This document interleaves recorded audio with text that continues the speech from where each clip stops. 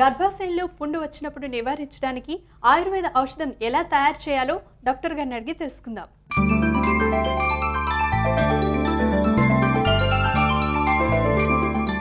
Doctor గారు, గర్భాశయంలో పుండు ఏర్పడినప్పుడు దాన్ని నివారించడానికి ఆయుర్వేద ఔషధం తయారు చేయబోతున్నాం కదా, మరైతే ఏ మూలికలు తీసుకోబోతున్నాం అంటారు?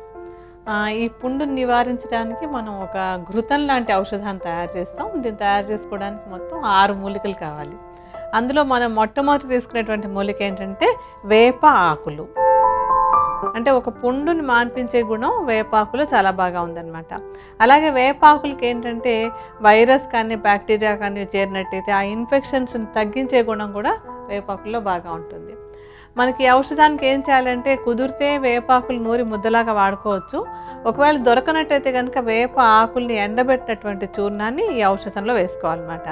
అంటే ఈ చూర్ణాన్ని సుమారుగా ఒక 10 గ్రాముల పరిమాణంలో ఒక కషాయంలా చేయడానికి, అలాగే ఒక 5 గ్రాముల పరిమాణంలో విడిగా ఒక ముద్దలా చేసుకోవడానికి 2 అంటే మొత్తం ఒక 15 గ్రాములు తీసుకుని 10 గ్రాములు ఒక కంటైనర్లో వేయండి. అలాగే 5 గ్రాములు విడిగా ఒక కప్పులో ఉంచుకోండి. ఇప్పుడు మనం కూడా అలాగే వేప ఆకుల చూర్ణాన్ని 2 కప్పుల్లో విడివిడిగా పెట్టుకుందాం.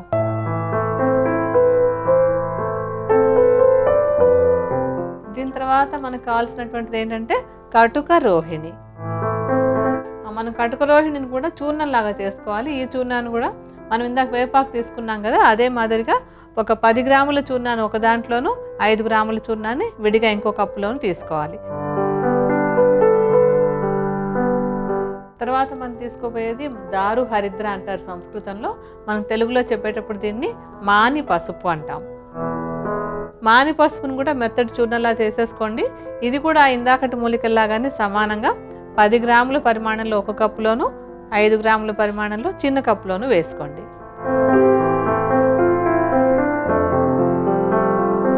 ఆ తర్వాత మనం తీసుకోబోయేటువంటిది సుగంధి పాల. ఈ సుగంధి పాలను కూడా మిగతా వాటిలానే మెత్తటి చూర్ణంలాగా చేసేసుకుని ఈ చూర్ణాన్ని కూడా 10 గ్రాములే తీసుకోవాలి.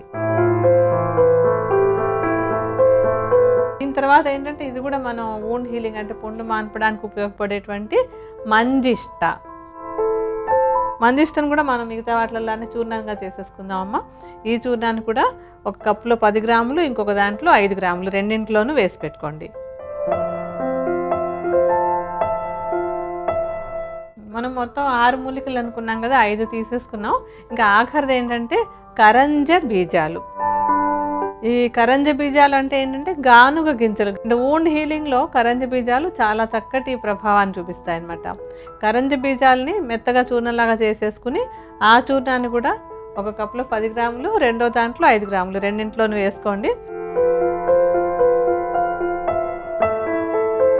10 గ్రాముల పరిమాణంలో ఒక కప్పులో కలుపుకున్నాం కదా, ఆ చూర్ణాలన్నింటినీ బాగా కలిపేసుకుని ఆ చూర్ణాలలో దాదాపుగా ఒక 1200 మిల్లీలీటర్ల నీటిని పోసి పొయ్యి మీద పెట్టి కషాయం కాచాలి.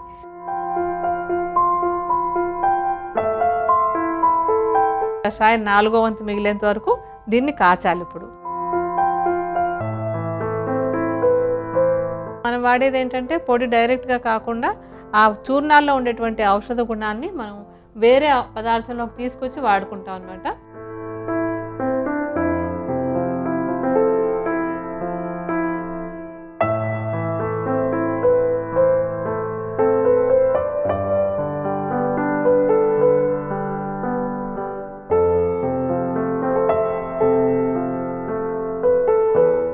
కషాయం రెడీ అయిపోయింది డాక్టర్ గారు, తర్వాత ఏం చేయాలంటారు? అంటే మనం ఇందాక ఒక చిన్న కప్లో కూడా తీసుకున్నాం కదమ్మా, ఇందులో కొంచెం నీళ్ళని కలిపి ఇది ఒక ముద్దలాగా ఒక పేస్ట్ లాగా చేసుకోవాలన్నమాట.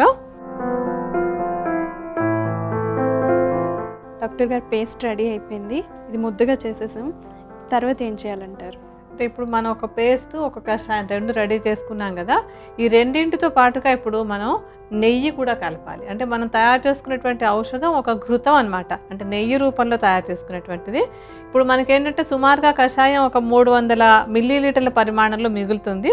ఆ మిగిలినటువంటి దాంట్లో 4వ వంతు సుమారుగా ఒక 75 నుంచి 100 గ్రాముల వరకు వేసుకోవచ్చు. 4వ వంతు సుమారుగా ఉండేలాగా ఒక 75 నుంచి 100 గ్రాముల పరిమాణంలో నేతిని, అంతకుముందు ఉన్నటువంటి కషాయాన్ని, మనం పక్కన పెట్టుకున్నటువంటి పేస్ట్ని అన్నింటిని కూడా కలిపేసి మళ్ళీ పొయ్యి మీద పెట్టి మనం ఇప్పుడు కాచుకోవాలి.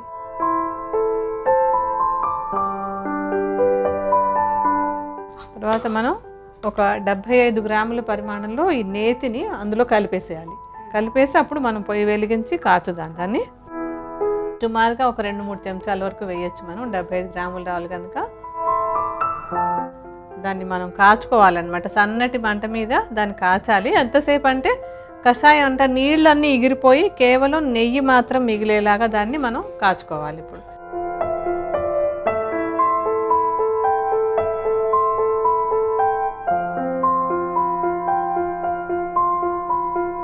డాక్టర్ గారు నెయ్యి తేలినట్లుగా ఉంది మొత్తం అంతా చూసినట్లయితే. అదేనమ్మా, నీరు ఎగిరిపోయి నెయ్యి మాత్రం మిగిలినప్పుడు ఏంటంటే మనం ఇందాక తీసుకున్నటువంటి అన్ని మూలికలలోని ఔషధ గుణాలు కూడా ఈ నేతిలోకి వస్తాయన్నమాట. ఇప్పుడు దీన్ని ఏంటంటే కొంచెం చల్లారిపోయిన తర్వాత మనం వడపోసుకుని తీసేసుకోవాలి.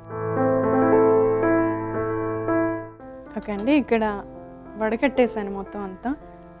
ఇప్పుడు దీన్ని ఏం చేయాలంటే దీన్ని వాడుకోవడానికంటే ఇది కడుపులోకి తీసుకోవడానికి కాదు, యోనిలో అప్లై చేసుకునేందుకు వాడుకోవాలన్నమాట. అలా అప్లై చేసుకోవడానికి ఏం చేయాలంటే ఇలాగా మనకి బజార్లో దొరుకుతుంది కదా గాజ్ క్లాత్ అనేటువంటిది, దాన్ని తీసుకుని మడతలు వేసుకోవాలి. ఇలాగా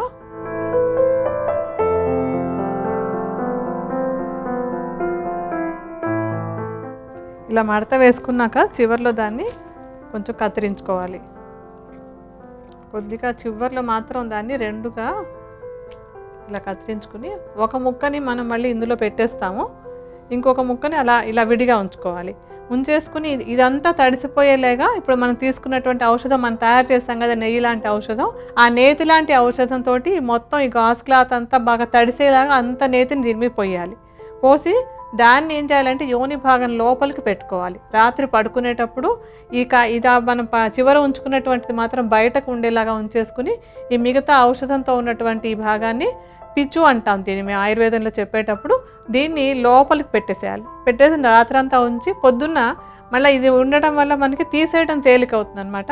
దాన్ని అలా తీసేయటం అలాగా ప్రతిరోజు రాత్రి కనుక పెట్టుకుంటున్నట్టయితే ఈ గర్భాశయ పుండు తగ్గడానికి ఇప్పుడు మనం తయారు చేసుకున్నటువంటి ఆయుర్వేద ఔషధం చాలా చక్కటి ఫలితాలను ఇస్తుంది. కొంచెం ఆ నెయ్యి స్పూన్తో తీసుకోండమ్మా.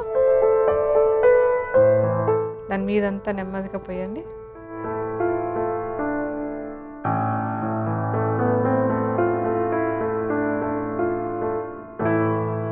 ఇదేంటంటే మనకి పూర్తిగా చల్లారిపోయిన తర్వాత నెయ్యి కదా చిక్కగా గట్టిగా అయిపోతుంది. అప్పుడు మీకు ఇంకా తేలిగ్గా ఉంటుంది అనమాట. దానిలో ముంచి కూడా తీసుకోవచ్చు. ఒక కప్పులోకి విడిగా పెట్టేసుకుని దాంట్లో దాన్ని ముంచొచ్చు. లేదా ఇలా మనం పైనంతా పూసిన మొత్తం తడవాలి, క్లాత్ అంతా కూడా తడవాలి అనమాట. పొడి పొడిగా తడితడిగా కాకుండా మొత్తం ముద్దలాగా ఈ నేతితో కలిసిపోయినట్టుగా అవ్వాలి. అది ఇలా మొత్తం అంతా దీంతో కలిసిపోయిన తర్వాత దీన్ని ఇలా నెమ్మదిగా ఒక రోల్ లాగా ఇలా చుట్టేసుకుని, అంటే పరిమాణం చూసుకోవాలి, మరీ పెద్దదిగా కాకుండా ఇలా చేసి లోపలికి ఇన్సర్ట్ చేసేసి పైకి బయటకు మాత్రం ఈ కింద తోకలాగా ఉంచేసుకోవడం. తర్వాత మర్నాడు పొద్దున్న దాన్ని తీసేయడం. ఇలాగ నిత్యం చేయాలి. అంటే ఉన్న ప్రాబ్లం ఎంత ఇంటెన్సిటీ ఉందో దాన్ని బట్టి లక్షణాలు చూసుకున్నా సరిపోతుంది. వైట్ డిశ్చార్జ్ అంతా తగ్గిపోయి పొత్తి కడుపులో ఏమీ నొప్పి రాలేదనిపించిన తర్వాత ఇలా పెట్టుకోవడం మానేసేయచ్చు. అంటే తగ్గిపోయిందని చెప్పి మనం నిర్ధారించుకోవచ్చు అనమాట.